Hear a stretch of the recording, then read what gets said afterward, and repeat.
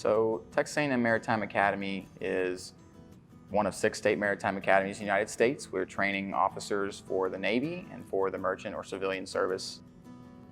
So I considered all the maritime academies when I applied. Like I said, there's 6 and 1 federal academy, and to me, it stood out. I live very close, so that's a good thing there. It's the only one on the Gulf Coast, but it's also the only one that's integrated into a Tier 1 university. Being part of Texas A&M University, you can't get that anywhere else but here. And although the other universities are good programs, there's nothing like being down in Galveston. You're in Houston. You're in one of the biggest shipping ports in the world. You have all kinds of vessels coming in and out, one of the biggest petroleum ports in the world. And it's right in the middle, in the heart of the business, in the heart of the maritime business. So to come here, you're not only integrated as part of the cadet community and learning as a cadet, but you're also, like I said, right in the middle of everything else going on. You can learn with your eyes. You're right here on the waterfront.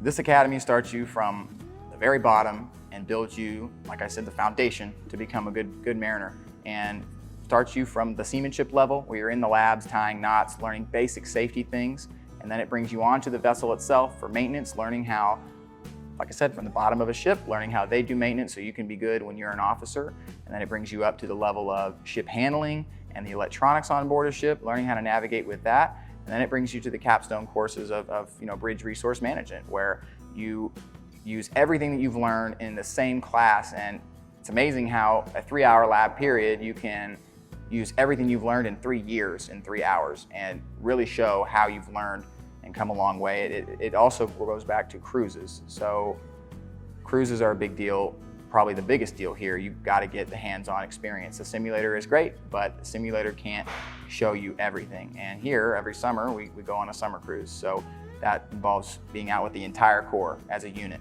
and sailing together with your professors that you've gone to school with, who are captains and experienced in the industry, and doing the things you studied. Looking at the radar, passing a ship, meeting a ship, overtaking a ship. Everything you've learned is now for real. It's a training ship, but it doesn't have training wheels. It's a real deal. It's going out there and learning how it all works, and standing a bridge watch, doing everything from washing the dishes to steering the ship to being in command of the bridge team. And that's a lot. There's a lot to learn there, and there's a lot to learn once you graduate as well. It's a pretty great feeling to steer the ship. It's like kind of an extension of your body. There's nothing like it. I've always wanted to do it. It's been a dream of mine to be an officer on a ship, and to stand up there with the wheel in your hands, a 500-foot ship and a wheel that's only, a foot wide, and it's not as big as the old time steering wheels, but to stand there with the wheel in your hand and everything you've studied for a year if you're a freshman, but 3 years, to be there steering the vessel or be in command of the bridge is incredible. It's amazing. It's surreal to actually be able to do something like that and show your skills from learning it in class to actually applying those skills, which is not often. It's very unique to this degree. Some degrees you have to wait. You may not get an internship. You may not get that chance. Here you're thrown right into it, and that's a good thing.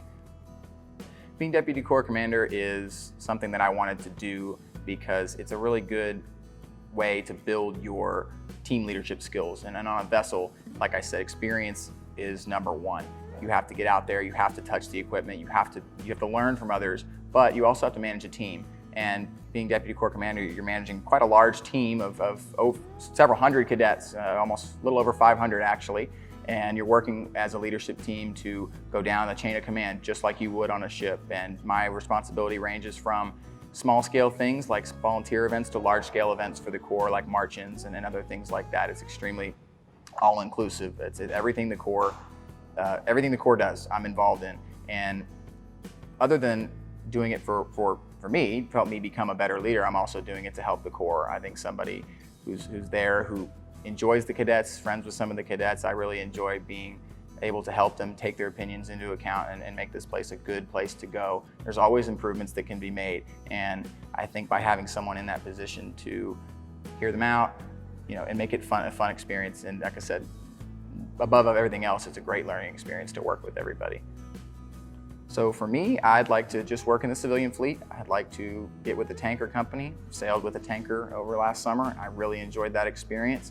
I like the work. I like being busy. I'd like to be a mate and work my way up to master eventually. It's going to take a lot of time, a lot of experience, a lot of learning moments, some mistakes too, and that's end goal for a lot of people is master. And hopefully maybe somewhere along the way, maybe the opportunity opens up to be a harbor pilot. That's also an aspiration. That's kind of the end game for a lot of different people. It's very cool getting to actually do the fun part. So the ship handling and steering the vessel, and that's really cool.